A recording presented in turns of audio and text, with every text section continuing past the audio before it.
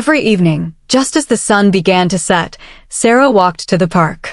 She carried a small notebook and a pen, but she never wrote anything down. Instead, she sat on the wooden bench near the old stone fountain and watched. The fountain had stood in the center of town for over 80 years. Water danced from the top bowl down to the bottom, making a soft, peaceful sound. Coins of all sizes sparkled at the bottom, catching the last light of day. Sarah had been coming to this spot for 3 months now. She was 27 years old and worked in a busy office downtown. Her job was fine. Her apartment was fine. But something in her heart felt empty, like a room waiting for furniture. She watched people approach the fountain every day. A young mother held her baby close and whispered something before tossing a coin. A teenage boy in a school uniform closed his eyes tight, his lips moving silently. An old man with a cane took a long time to reach the fountain, then stood there for several minutes before dropping his coin. What did they wish for? Sarah wondered. What hopes did they carry in their hearts? One Tuesday evening, a little girl named Lily came running toward the fountain. She couldn't have been more than 7 years old.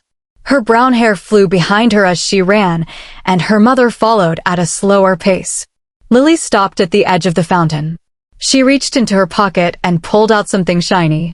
But instead of throwing it, she held it in her small hand and stared at the water. "Go ahead, sweetheart," her mother said gently. Lily shook her head. "I want to see my wish first. I want to make sure it's a good one." Her mother smiled. "Wishes don't have to be perfect, Lily. They just have to come from your heart." Lily thought for a moment.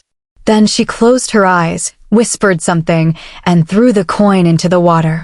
It made a small splash and disappeared among the others. Sarah watched this and felt something shift inside her. She had been waiting for the perfect moment, the perfect wish.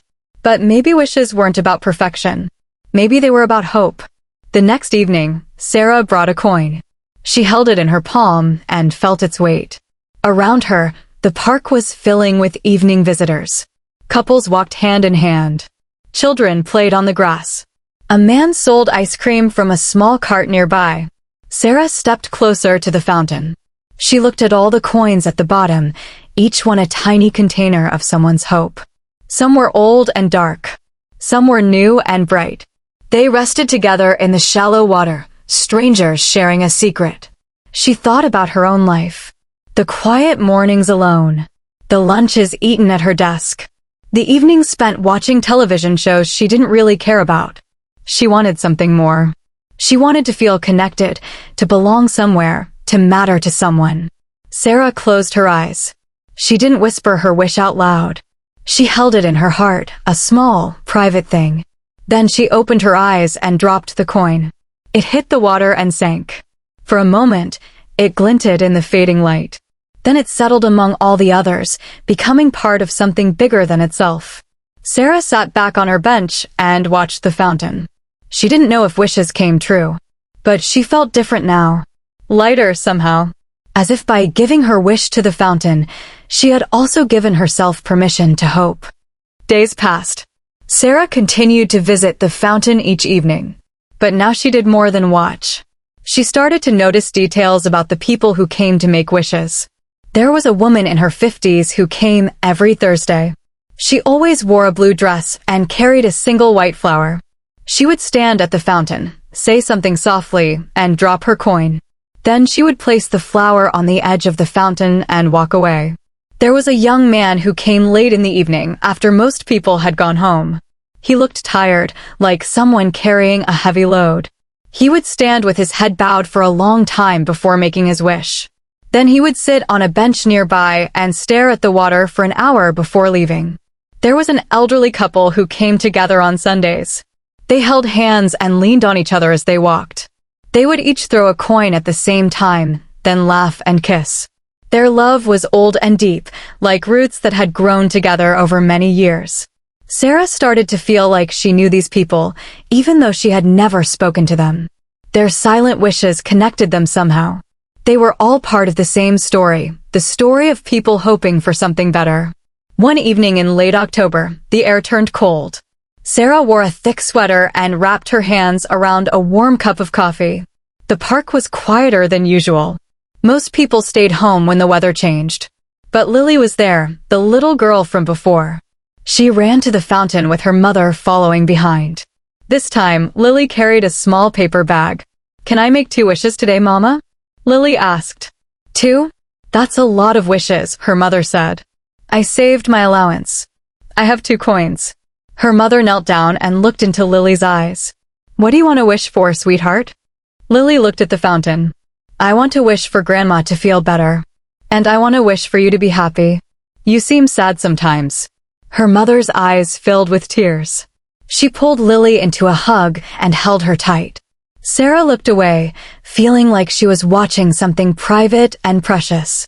When she looked back, Lily was standing at the fountain, her small hand raised. She threw 1 coin, then the other. They splashed into the water one after the other, 2 wishes from 1 small heart. That night, Sarah couldn't sleep. She kept thinking about Lily's wishes. The little girl hadn't wished for toys or candy or anything for herself. She had wished for her grandmother and her mother. Sarah thought about her own wish. What had she wished for? She couldn't even remember now. It had been something about herself, something about her own loneliness. But watching Lily made her realize that maybe the best wishes were the ones we made for others. The next evening, Sarah brought 2 coins. She stood at the fountain and thought about the people in her life. Her mother, who called every Sunday but didn't get called back often enough. Her coworker Mark, who always brought her coffee when she was working late. The old woman who lived next door and sometimes needed help carrying groceries. Sarah closed her eyes. She wished for her mother to be healthy and happy. She wished for Mark to find the love he was looking for. She wished for her neighbor to feel less alone. She threw both coins into the fountain. They splashed and sank, joining the thousands of others. As she turned to walk back to her bench, she noticed the woman in the blue dress standing nearby. The woman smiled at her. "You're here often," the woman said. Sarah nodded. "So are you." The woman shook her head. "Don't be. This fountain helped me. Every week, I come here and make a wish for him. I wish that wherever he is, he knows he was loved. And I leave this flower because he used to bring me white roses every Friday." "That's beautiful," Sarah said softly. The woman looked at the fountain. "At first, I came because I was sad. But now I come because it makes me feel close to him. All these wishes, all these hopes, they fill this place with something special. Can you feel it?" Sarah nodded. She could feel it. The fountain wasn't just stone and water and coins. It was a collection of human hearts, all reaching for something beyond themselves. "My name is Helen," the woman said. "I'm Sarah." They sat together on the bench and watched the fountain as the sun went down. Helen told Sarah about her husband, a quiet man who loved gardening and classical music. Sarah told Helen about her loneliness and her search for connection. When they finally said goodbye, Helen handed Sarah the white flower. "For your wish," she said. "Whatever it is, I hope it comes true." Sarah walked home holding the flower carefully. That night, she put it in a small glass of water on her windowsill. It wasn't a rose, but it was beautiful. And it reminded her that wishes could connect people in unexpected ways. Weeks passed. Sarah and Helen started meeting at the fountain every evening. They would sit together, watch the wishers, and share their thoughts. Other people started joining them sometimes. The tired young man came and sat with them one night. He told them he was a nurse, working double shifts to save money for his sister's medical treatment. His wishes were for her. The elderly couple stopped to talk one Sunday. They had been married for 52 years. They still made wishes together, always for their children and grandchildren. Lily came with her mother sometimes. She would sit on Sarah's lap and ask questions about the stars and the moon and whether wishes really worked. Sarah didn't have answers. But she had something better. She had friends. She had a community. She had people who cared about her and who she cared about in return. One evening in spring, Sarah stood at the fountain alone. The park was full of life again. Trees were blooming. Birds were singing. Children were playing everywhere. Sarah reached into her pocket and pulled out a coin. She held it and thought about everything that had changed since that first evening when she sat alone on the bench. She thought about Helen and Lily and the nurse and the old couple. She thought about all the wishers who had become her friends. She closed her eyes. This time, her wish was simple. She wished for the fountain to keep working its quiet magic. She wished for people to keep coming, keep hoping, keep believing that something better was possible. She threw the coin and watched it sink. Then she turned and walked back to the bench where her friends were waiting. The water continued to dance in the fountain.